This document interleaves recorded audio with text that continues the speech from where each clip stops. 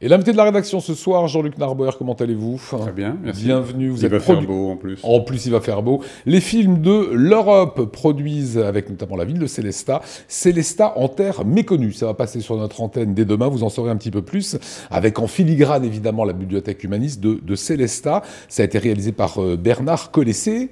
Qu'est-ce qu'on peut dire? Est-ce que ça commence comme ça, le chemin initiatique d'un petit gamin qui se balade dans le Ride, et par le prisme de cet enfant, on va découvrir cette terre de Sélestat?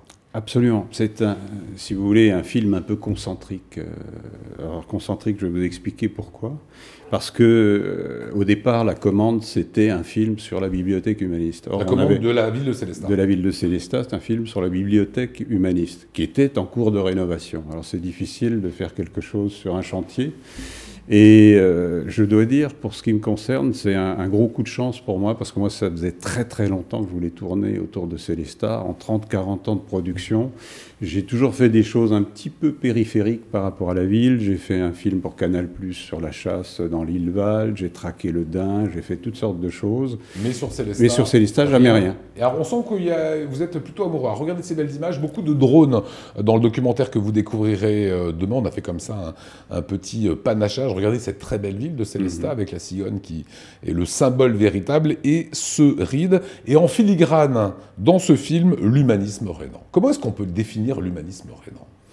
Écoutez, l'humanisme rhénan, j'ai envie de définir l'humanisme rhénan en reprenant une formule de Bruno Le Maire, qui a introduit son speech... on va le voir dans un instant. On va le voir dans un instant. Non, vous pouvez dire ce qu'il a dit. Qui a opposé, qui a commencé son speech en parlant du Bataclan.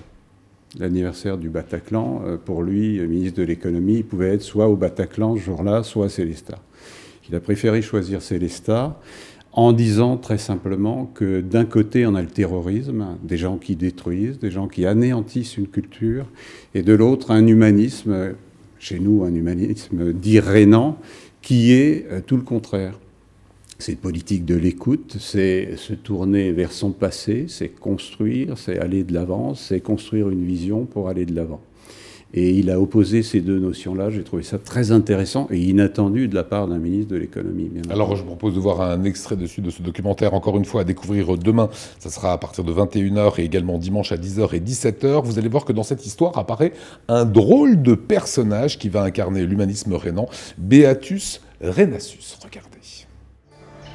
48 ans avant que Montaigne ne voie le jour, naît à Sélestat un personnage qui marquera éternellement la ville. Beatus Rhenanus. Dès son plus jeune âge, il se constitue une bibliothèque.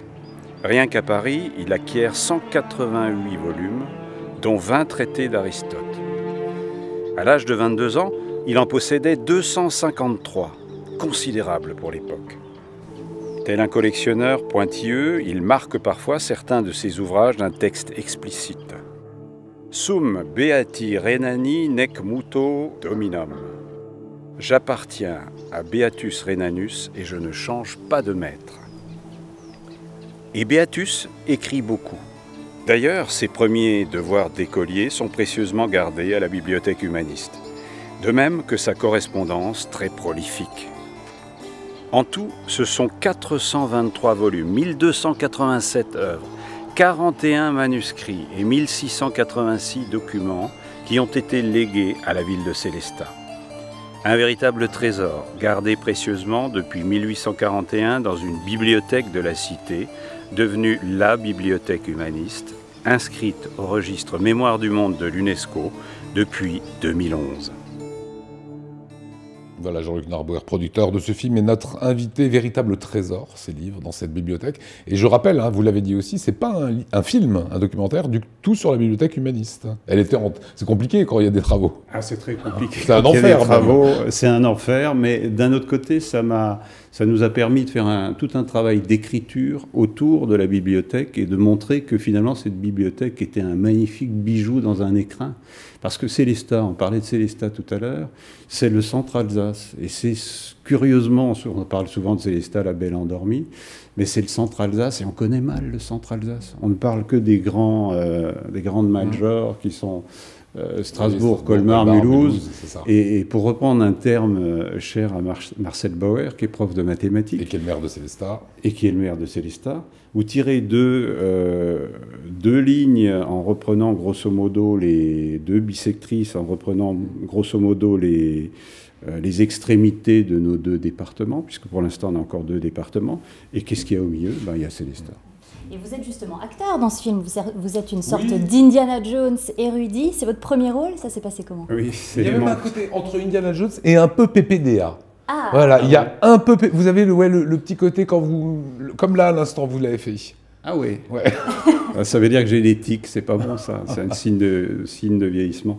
Non, c'est vrai, il y a ce côté Indiana Jones, mais qui était vraiment pas voulu. C'était pas du tout comme ça que le film devait se faire. Ça, vous avez un chapeau et tout dans le... Ça fait... Oui, bon, après, oui. J'ai échappé à la fausse barbe quand même. Je vous expliquerai comment. Il nous reste 2 minutes. Hein? Il nous reste 2 minutes. Donc il nous reste que 2 minutes. Non, en fait, le film a été écrit pour un historien qui est le monsieur qui est un petit peu le gardien du temple de la bibliothèque humaniste, qui s'appelle Gabriel Breuner, qui est historien, et à qui on a soumis le scénario, évidemment, 3 semaines avant le tournage. Et il me dit, mais on est d'accord, l'historien, c'est pas moi. Je lui dis, mais pourquoi? Il me dit, mais tu veux me faire monter au-dessus de l'église de Saint-Georges ou Sainte-Foy, me faire monter dans une montgolfière, mais je vais mourir. Je lui dis, mais pourquoi? Il me dit, tu me fais monter sur un tabouret, moi j'ai le vertige, je suis mal, etc. Et vous Donc avez moi, endossé l'historien... ce rôle-là. Ah ben, compte tenu du chrono qui tournait, j'ai plus eu le choix, à vrai dire. Alors, j'ai échappé à la fausse barbe. Vous avez échappé à la fausse barbe. Bruno Le Maire, le ministre des Finances, ministre de l'économie, était à Célestat cette semaine, justement pour l'inauguration de cette bibliothèque. Écoutez ce qu'il dit à propos de ce petit trésor alsacien.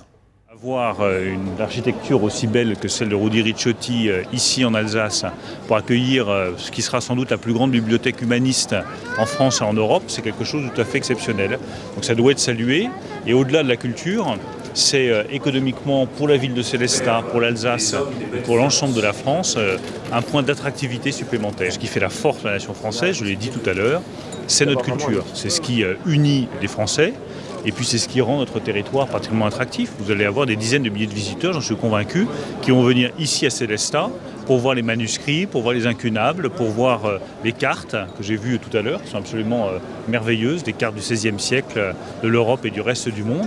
Ça va attirer des dizaines de milliers de visiteurs ici en Alsace. Voilà, et c'est à Célestat, en terre méconnue, puisque je singe le titre de ce livre. Vous dites d'ailleurs, c'est la belle endormie, Célestat. C'est étonnant, oui, hein, très très belle ville. Ouais. Et voilà, est-ce que ça va réveiller cette ville qui est si jolie, ce nouveau joyau maintenant, cette bibliothèque humaniste? J'espère qu'on aura apporté notre petite pierre à l'édifice. Aller bien au-delà, mais allez-y, c'est beau. Vous m'avez dit tout à l'heure que vous n'y étiez pas encore, mais vraiment, c'est enthousiasmant. Et là, je connaissais avant, c'était magnifique. Oui. J'attends avec impatience de voir. Le documentaire de Jean-Luc Narbauer, c'est donc demain, samedi, 21h, que vous découvrirez également dimanche, 10h, 17h.